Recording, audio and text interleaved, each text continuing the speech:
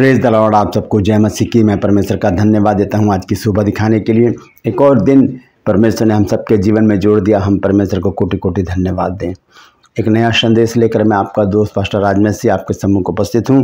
और आज का जो संदेश है वो पाप से रिलेटेड है। पाप, क्योंकि बहुत से लोग सवाल करते हैं, पूछते हैं कि ऐसा कौन सा पाप है जिसका फल मृत्यु है। क्योंकि बाइबल इस बात को बताती है। पहला यूहन्ना 5 अध्याय के 16 पद में साफ लिखा है कि पाप ऐसा भी है जिसका फल मृत्यु है। तो वो कौन सा पाप है, आज इस विषय पर हम बातचीत करेंगे। तो मैं आपसे गुजारिश करता हूँ पूरा संदेश सुनिए और इसे शेयर भी कीजिए ताकि और भी लोग इन बातों को जान सकें और उसे आगे बढ़ाएं। Praise the Lord. मैं आपसे गुजारिश करता हूं मेरे इन चैनल्स को सब्सक्राइब करें, बेल आइकन को दबाएं ताकि नोटिफिकेशन आपके पास पहुंचे। नया वीडियो, नई जानकारी बिना व्यवधान के आपके पास पहुंच जाए। मेरी वीडियोस को लाइक कीजिए और शेयर कीजिए और कमेंट्स वक्त में आकर मुझसे ज़रूर बातचीत कीजिए। Praise the Lord. और ट्रू पल्स में आज का सवाल है कि बाइबल कितने वर्षों में लिखी गई। बाइबल कितने वर्षों में लिखी गई, कितना टाइम लगा बाइबल को लिखने में। अगर जानते हैं तो कमेंट्स में लिख दीजिए, नहीं तो डिस्क्रिप्शन में आपको इस सवाल का जवाब मिल जाएगा। एक छोटी सी प्रार्थना करके आज के वचन को मैं शुरू करूंगा। जीवित और महान दयालु पिता परमेश्वर, मैं तेरा धन्यवाद देता हूँ आज की सुबह दिखाने के लिए और विनती करता हूँ प्रभु जी, हमेशा की तरह आज के वचन को भी शेयर करने मेरी मदद सहायता कर। मेरे होठों को, दिल दिमाग को छूकर ब्लेस कर। मेरी आत्मा, मेरा शरीर तेरे ही कब्जे में रहे ताकि बोलने वाला मनुष्य नहीं बल्कि तेरा आत्मा हो। जितने भी लोग इस वचन को देख रहे हैं, सुन रहे हैं, उन सब पर मैं तेरी आशीष बोलता हूँ। हर एक की रोग, बीमारी, चिंता, परेशानियाँ, दुख, तकलीफ़ें, लड़ाई झगड़े, तफरके, मनमुटाव, तलाक, बांझपन, नशा, कर्जा, बेरोजगारी, कमी घटियाँ और प्रभु जी बुरी बीमारी हर एक के घर से, दिल, जिस्म, जान से दूर कर दे मेरे प्रभु। जो लोग घरों से चले गए हैं, खो गए हैं प्रभु, उन्हें वापस घर लेकर आ ताकि हर घर में आनंद मनाया जाए प्रभु और लोग तेरी महिमा करें। धन्यवाद देता हूँ प्रभु, तूने मेरी प्रार्थना को सुन लिया। प्रभु यीशु के नाम से मांगता हूँ, आमीन, आमीन, फिर आमीन। Thank you Jesus. धन्यवाद देंगे प्रभु को सबसे पहले और उसके बाद आज के वचन को हम शुरू करेंगे। वचन है, कौन से पाप की क्षमा नहीं है। वो कौन सा पाप है जिसकी माफ़ी है ही नहीं, क्योंकि परमेश्वर तो माफ़ करने वाला प्रभु है। बड़े से बड़े पाप को परमेश्वर क्या कर देता है, माफ़ कर देता। चाहे मर्डर हो, चाहे व्यभिचार हो, चाहे कुछ भी हो, परमेश्वर उन सबको माफ़ करके हमें एक नया जीवन जीने का मौका देता है और हमें बताता है कि हमें आगे अपने जीवन को कैसे व्यतीत करना है। नीति वचन 28 अध्याय उसके 13 पद में लिखा है कि जो अपने अपराधों को छुपा कर रखता है उसके काम सफल नहीं होते, और जो उन्हें मान लेता और छोड़ भी देता है उस पर दया की जाएगी। तो यही सिखाता है परमेश्वर का वचन हमें। लेकिन बाइबल हमें बताती है कि एक पाप ऐसा है जिसका फल मृत्यु है। आइए सबसे पहले इस वचन को हम देखेंगे। पहला यूहन्ना 5 अध्याय और उसके 16 पद को मैं पढ़ूंगा। यहाँ देखिए क्या लिखा है। 5 अध्याय उसका 16 और 17 पद। यहाँ लिखा है, यदि कोई अपने भाई को ऐसा पाप करते देखे जिसका फल मृत्यु ना हो तो विनती करे और परमेश्वर उसे उनके लिए जिन्होंने ऐसा पाप किया है जिसका फल मृत्यु ना हो जीवन देगा, मतलब माफ करेगा। और लिखा, पाप ऐसा भी होता है जिसका फल मृत्यु है। पाप ऐसा भी होता है जिसका फल मृत्यु है, ये बाइबल में लिखा है। तो वो कौन सा पाप है, इस विषय पर हम बातचीत करेंगे। और आगे लिखा है, इसके विषय में मैं विनती करने के लिए नहीं कहता, क्योंकि परमेश्वर उस प्रार्थना को सुनेगा ही नहीं, क्योंकि वो पाप ही ऐसा है कि हमने एक बहुत बड़ी गलती कर दी जिसकी वजह से परमेश्वर ने नाराज़ होकर हमें हमारी ज़िंदगी से, हमारी लाइफ से, हमारे जीवन से क्षमा शब्द को हटा दिया। 17 पद में वो कहता है, सब प्रकार का अधर्म तो पाप है, परंतु ऐसा पाप भी है जिसका फल मृत्यु नहीं। ऐसे पाप भी हैं जिनका फल मृत्यु है ही नहीं। तो ये दो बातें यहाँ पर लिखी हैं, एक पाप ऐसा जिसका फल मृत्यु है, एक पाप ऐसा जिसका फल मृत्यु नहीं है। तो जो पाप हैं वो जिनका फल मृत्यु नहीं है वो हम सब जानते हैं अच्छी तरह से, और हम उसके लिए जब क्षमा मांग लेते हैं, तौबा कर लेते हैं, पश्चाताप कर लेते हैं और वापस परमेश्वर के पास आ जाते हैं, तब परमेश्वर हमें क्षमा करता है और हमें नया बनाकर एक नया जीवन देता है और हमें हिदायत देता है कि दोबारा हम ऐसे काम ना करें। और फिर हम परमेश्वर की राह पर जब चलने लगते हैं तो हम अनंत जीवन की ओर अपने कदमों को धीरे धीरे बढ़ाना शुरू कर देते हैं। Praise the Lord. तो आइए हम देखेंगे कि वो कौन सा पाप है जिसका फल मृत्यु है। ध्यान से सुनिएगा, ये प्रभु यीशु मसीह के शब्द हैं, क्योंकि जब यीशु मसीह अपनी सेवकाई में थे और बहुत से हज़ारों लोग उनके पीछे चलते थे, और इन बातों से फरीसी और शास्त्री लोग क्या करते थे, चिढ़ जाते थे और वो मौका ढूंढते थे कि किसी भी प्रकार प्रभु यीशु को क्या करें, पकड़े और उन्हें मरवा डाले। ये उनका एक काम बन गया था। और तो यहाँ पर आज मैं आपको बताना चाहता हूँ कि जब उन लोगों ने यीशु मसीह को एक ऐसी बात बोली जिससे यीशु मसीह को बड़ा दुख हुआ, तब यीशु मसीह ने वहाँ पर एक बात बोली। मरकुस रचित सुसमाचार उसका 3 अध्याय और इसकी 28, 29 और 30 आयत में हम देखेंगे क्या लिखा है।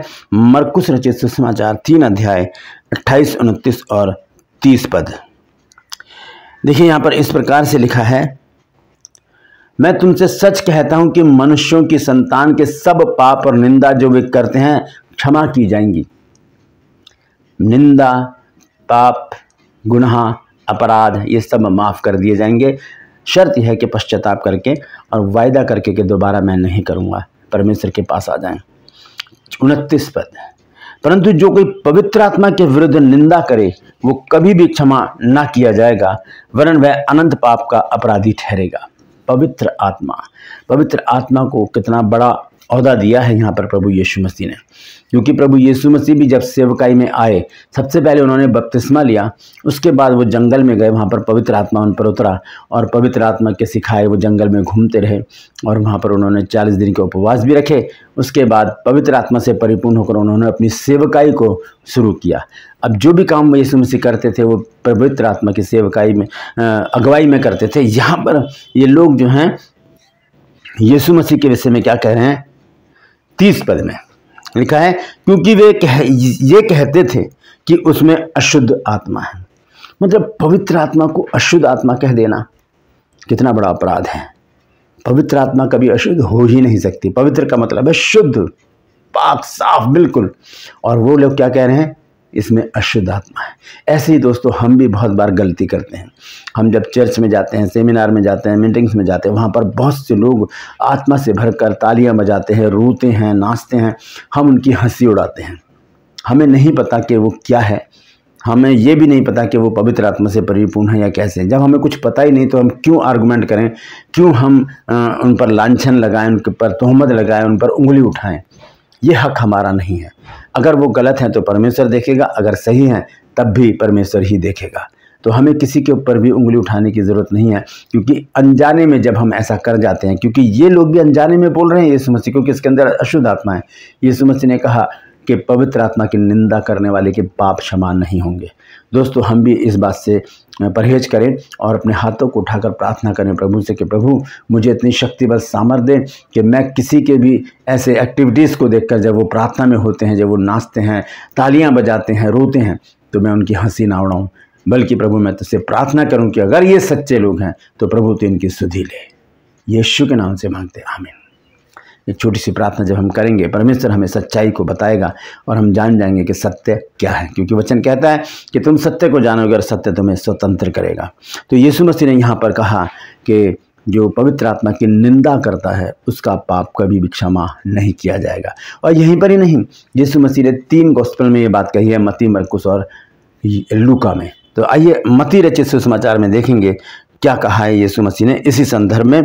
मत्ती रचित सुसमाचार 12 अध्याय उसका 31 और 32 पद यहाँ लिखा है, इसलिए मैं तुमसे कहता हूं कि मनुष्य का सब प्रकार का पाप और निंदा क्षमा की जाएगी, पर आत्मा की निंदा क्षमा ना की जाएगी। जो आत्मा, पवित्र आत्मा की निंदा करेगा, चाहे वो जाने जाने में करे, कैसे भी करे, वो माफ़ नहीं किया जाएगा, क्योंकि पवित्र आत्मा एक पवित्र आत्मा है। उसके रहने से ही हमारे जीवन में बड़े बड़े काम होते हैं। और पवित्र आत्मा की अगुवाई में जब हम चलते हैं तब हम एक अच्छा, पवित्र और शुद्ध जीवन जीने के लायक हो जाते हैं, क्योंकि पवित्र तो पवित्र है और पवित्र आत्मा है। Praise the Lord. इसी विषय में यीशु मसीह कह रहे हैं कि 31 पद में, इसलिए मैं तुमसे कहता हूं कि मनुष्य का सब प्रकार का पाप और निंदा माफ़ कर दिए जाएंगे। वो माफ़ कर देगा, प्रभु वायदा करता है यहाँ पर, कोई सा भी पाप हो। लेकिन जब हम पवित्र आत्मा की निंदा करते हैं तो वो माफ़ नहीं होगा, कभी भी नहीं होगा। वचन कहता है कि वो अनंत पाप के भोगी ठहरेंगे।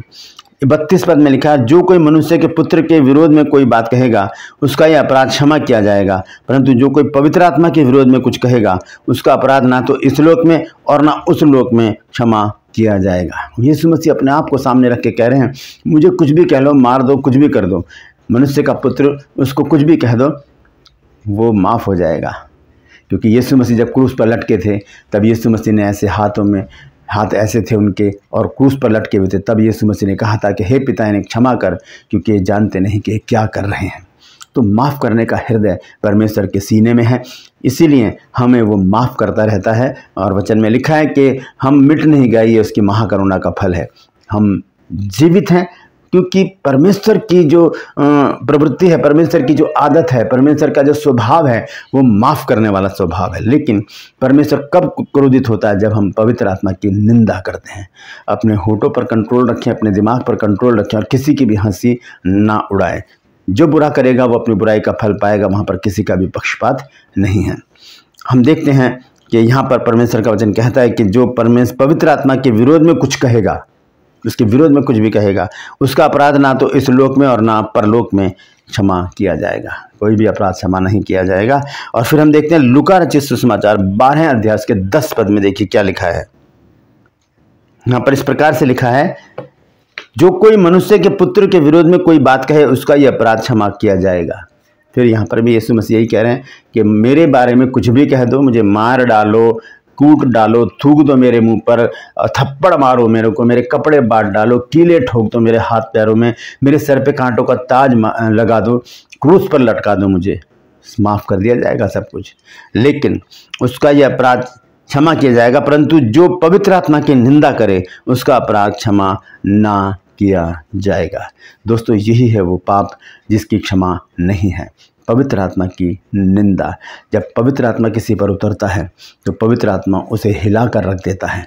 ऐसी परिस्थिति में हमें किसी के ऊपर भी उंगली उठाने की, उसकी हंसी उड़ाने की ज़रूरत नहीं है। हम अपनी आंखों को बंद करके प्रार्थना में लगे रहें और प्रार्थना करें परमेश्वर के, प्रभु यहाँ पर तेरी उपस्थिति हो और हर एक जन तेरे आत्मा से परिपूर्ण होकर सच्चाई से यहाँ पर बैठने पाए। छोटी सी प्रार्थना करें, उस समय परमेश्वर आपको सारी बातों को खोल कर आपके सामने रख देगा।